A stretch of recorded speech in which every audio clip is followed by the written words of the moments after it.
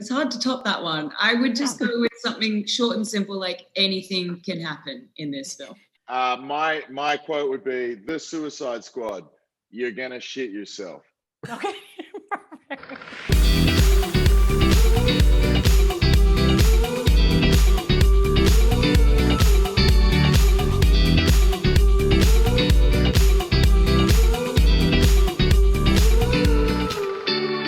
Hey, thanks for clicking on this YouTube video, my cast interviews for the great new film, The Suicide Squad. I'll say off the top, I love this movie. As you will see in my interviews, I couldn't make it any clearer. In fact, James Gunn was really nice. You never know if those guys see these things, but he was very nice to share on Instagram and Twitter my reaction to the film, because I did get choked up more than once at The Suicide Squad. Go figure. And that's a testament to the work he does. 4 minutes, not a ton of time to talk about this film. I tried to keep it light, tried to keep it simple. I'm also trying to come up with a great quote that maybe will end up on one of the trailers to promote the film. And I thought, you know what? I should also get a little bit of help. Take a look. It's great to see you. Congratulations on this. Again, I kind of wish this was in person. I don't give quotes often for movies, that show up in the trailers, but my last quote actually ended up in the trailer, and they asked me to contribute one. So I'm kind of torn between the most fun you'll have at the movies this summer or I effing loved this movie. I thought, why don't I ask you guys? Joel, let me start with you. Help me with my trailer quote for this film. I think I effing love this movie is perfect. That's all you need. I've been kicking around the no one is ready to see this movie, but everyone needs it in their life. A trip without drugs. Oh, I love that. It's hard to top that one. I would just go with something short and simple, like anything can happen in this film. Anything. My quote would be, "The Suicide Squad, you're gonna shit yourself." Okay, perfect. I'll tell you what, if Warner Brothers uses that, I'll make sure to give you some partial credit. I hope so. Rick Flag, I loved this Rick Flag, Joel. I have to tell you, and I know you've talked about kind of challenging yourself comedically. In addition to that, what was the most fun thing about this Rick Flag for you? Well, I mean, just to be on this set was an incredible experience, and just, it's such a great tapestry of characters and actors that come onto this set, and James is just such a spirited and warm and fun-loving leader, and everyone knows exactly what they're supposed to do and exactly what story they need to tell. We did this massive tentpole movie with a massive budget without an hour of overtime, without a day of reshoots, and still we had time to, there were days when we were shooting where someone would, often it was John, and we had one day when Flula Borg, he was just improvising his relationship to Harley Quinn's poop for a good 3 hours of that day, and everyone is just cracking up, laughing, literally laughing, so we're crying. And we're doing this on this multi-million-dollar movie where every day costs several $100,000. You don't expect that to happen. That's what you do on a student film when you're just having fun. Right. It's not this big of a spectacle. And so I don't know if I'll ever experience that again. I hope everybody gets to somehow experience that. John, you don't know this, but the last time I interviewed Joel, which was about 5 or 6 months ago, he was raving about how great you are in this. I mean, he was talking about you from day one. You've described him, James has described him as the douchey Captain America. You've got 4 brothers. What would they say is the douchiest thing about you? I just think me in general. I think overall, yeah, especially if you ask them. I mean, you got to know the room, and when you walk into a room full of Cenas, they're probably going to say just me. Okay, then they're going to love what you're wearing in this. And I know one of the things is you love poking fun of yourself, but has anybody ever put you in a position where what they said actually did hurt your feelings a little bit? I think when you can reach to the source, and if someone genuinely is trying to get you to approach a character correction, that's uncomfortable and can be emotionally uncomfortable, but you got to understand it comes from a good place. And I think my I don't want to say I'm calloused, but I've been exposed to that a lot with WWE. You have audiences that pack the houses to tell you suck, and it's a very active digital community. So amongst all the complaints and expression online, you do deal with a lot of that. So I have literally 20 years of being told how horrible I am, and I still love what I do. So I guess I learned at an early age that it's not the end all be all.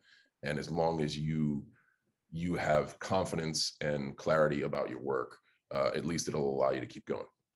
That's got to build so much. Sorry, Tara, I'm taking over your interview. That's got to build so much mental strength. Just totally face the audience in that way when they're that receptive and booing and cheering. It's like horribly wonderful. That's the best way I can describe it. Well, you're outstanding in this. I know they wrap me, but quickly, Joel, we all take bets on who's going to die in this film, and I don't want to give anything away. So without giving anything away, just out of curiosity, who would you guys have put your money on is gone in this thing pretty quickly? Without saying if that even happens or not, was there anybody that you're like, oh, I'll bet. I read the script and I was there to do it. So, I can't, that's not a fair bet. So, okay. Yeah, I'll tell you what, if you're going to DraftKings, just bet everybody. You got a better chance. That's true. That's very true. Hey, congratulations on this. It is so fantastic. Can't wait to see it again. And I think, John, you're in Phoenix in about a month for WWE. Right. WWE, see you there. Smart to come when it's 115 degrees, but that's okay. It'll be cool inside, but it'll be hot inside. I know, that's true. Hey, Joe, great to see you. Margot, always a pleasure. And Daniela, I was actually in Lisbon 3 weeks ago, and had I seen this movie, I would have stalked you instantly on the streets. Really? Yeah, just there for a solo trip because I miss travel terribly, as I'm sure you guys both do too. Congratulations on this. It's so good. Thank you. Thank you. Margot Harley, I can't say enough about what you do in this film, the shots, the sets, the music, the stunts, everything. You've got that motto, live fast, die clown. What is a motto that you live by?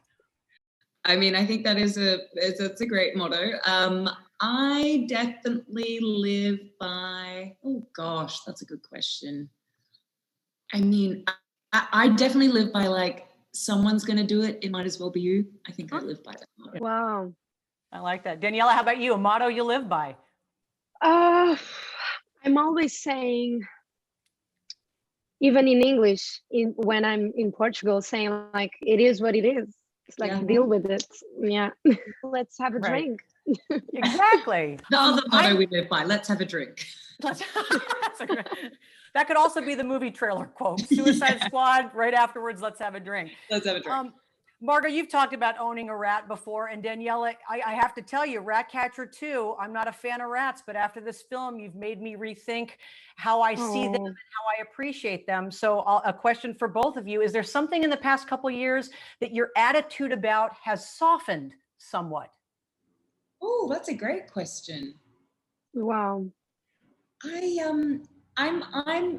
don't know if it's my attitude softening, but I am since COVID, I am so much better at not doing a million things all the time. I'm getting really good at just sitting still sometimes, which is very new for me. Wow. I would say having patience for others, but not after the pandemic. I started to feel that. I'm starting to feel that for some years. I think it comes with age, and I'm 24 now, so I'm done with the phase like it's all about me. No, it's not all about me. It's all about everyone and having everyone happy. So you're talking about it comes with age, and you're 24. I think I'm the age of your mother, quite frankly. I can't congratulate you both enough. I wish this was in person. Just seriously, it's one of the best things I've seen all year, and I'm glad people can see it at a Harkins theater. Thank you. Thank you. I want to start with Nathan, if you don't mind, because they just released that clip of a TDK. What is the key to fighting without arms and not looking constipated in the process? Fluidity, spinal fluidity. You want a little of this, but it's almost like you're wearing a harness that you're almost writhing inside. It's a lot but you get it. You don't really see a lot. You feel it. I felt it. Flula, I did. too. I'll be honest with you. Yeah, not gonna lie. Me and you both, Tara. Do it Thank again, you. Nathan. Flula, how does the javelin not get in the way? Well, it is very large. It's just very pokey. It's very rugged. And sorry, which javelin are we speaking about? The one that we see. Doesn't narrow it down. So Okay. I'll just say, you know what? It takes a lot of practice. Okay. And thanks, Dad. If you guys were going into battle with each other as people, because I know this is kind of that ragtag team of supervillains and everybody is there because of their own special abilities. Jai, I'll start with you. If you're going to battle with Nathan and Flula, I'll have you do Flula. What special ability does he bring to the table as Flula? It's his hip hop song chops. He's Okay. got yeah, he would beatbox him to death. What? That's what I'm known for, my hip hop song chops. Flula, how about Nathan? You're going to battle with Nathan as a person. What special ability will he bring to the table? You know, they say like kill them with kindness. Nathan would just destroy the entire world with niceties, but he would mean them all. It would be so confusing. Everyone's getting destroyed, but he actually means it. It's like, your hair looks wonderful. Yeah. And Nathan, I'll have you do Jai if you don't mind. You might not know it to look at Jai, but he's like a. What is that? You don't even know what he's going to say yet. He's actually. Nah, it's all good. I'm trying to give him something. Okay. He's actually quite like thoughtful. He's more of a strategist. You think you know where he's at. He's actually a couple of steps ahead and a few layers deeper. And you're going, oh God, actually, I didn't think of that. He's actually planned this in some way. Like, you don't think, but you just look at him going, hey, I know what this guy's. No, you don't. You don't know what he's about. He's behind it all. This didn't give it away. Oh, that's part of the facade. Okay. That's it, Tara. I'm very mysterious. I just don't want you to know that. Okay. Tara, He's a to good mystery about Phoenix reference, he's like a CP3. He's a point guard. Just to give you some sun Oh, stuff. That's who he is. I love the reference, but I'm still heartbroken over that, you guys. I will be honest with you. That was a tough one. Fine. It's fine. You guys will be back. You'll be totally be year. back. I Sure. appreciate that. Thanks so much for the optimism. Congratulations on this. I seriously loved it. Loved every minute of it. You're gonna Thanks, Tara. Thank you, Tara. Mayling, I have to start with you. I heard that initially you thought you were just reading for something called Creature. How excited were you to find out it was not for Weasel? Because that thing scared the crap out of me, to be honest with you. Yeah, I was very excited not to be Weasel. But when I did get the paperwork, it was for Mongal. I was over the moon when I saw that character. I was like, they're bringing this kind of female into the forefront. It's about time. Like, she's unapologetic. She's strong. She's fierce, and I just couldn't wait. I feel very blessed to be her first live performance. Well, and I heard that you thought initially you kind of botched the audition, but I have to tell you, in light of how great you are with physicality and all your martial arts, how much of a factor do you think that was? Because I look at Mongol and I think, I can't imagine anybody else playing her. Yeah, well, thank you so much. But I remember at the audition, they changed it from, we got some paperwork before and it said something like hot pants. And then when I got there, it changed the shorts. And then when I did the audition, I said hot shorts. And then I went, oh. I was like, you haven't got much dialogue. And you say hot shorts. And I just sat there and was like, "Urgh." And I was growling to myself and giving myself a hard time. And now I realize that's what Mongal does. Like, she's just like intense. So I think they saw it and was like, oh, we like that. Because I think it helped me because I was sitting there going, with myself. Well, Elise, you've seen her legs in person. I got to tell you, I'm glad she's got shorts on because as a woman, they inspire me. They make me want to go to the gym more. And then, sure, I was like, girl, it's an inspiration. And how powerful like all these women are in the film. It's so cool to see her with the body and the hair and all that. And then you see Margot, which is, Mayling was just saying that, like all the stunts and stuff like that, that it's really pretty exciting. Well, and you've got a character that you could kind of build, I think, from scratch. How exciting was that? How much say did you have? And were you able to bring anything of you into the character? It was really fun because James, when he talked to me about it, he explained the world a little bit. I read the script, I completely loved it. And it's such a different character from the squad, and that meeting them, I think it's kind of like the eyes of the audience of being like, what are these people? This is insane.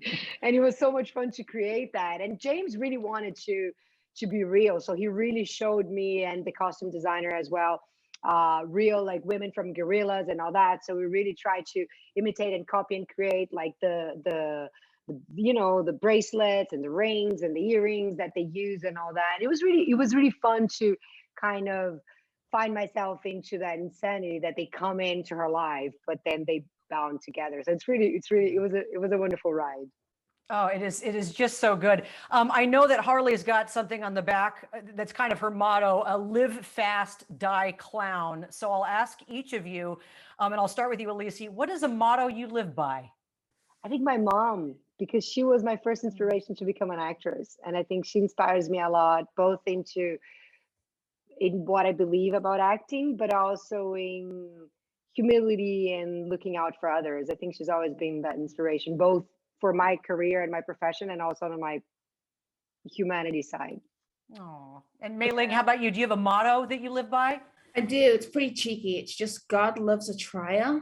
I just think try, go for it. Because, you know, if you try and you fail and you fall down, it's an experience. But if you don't try, you're going to walk away going, should have done that. I just think I always try. God loves a try. Just do whatever you want and just try to apologize later.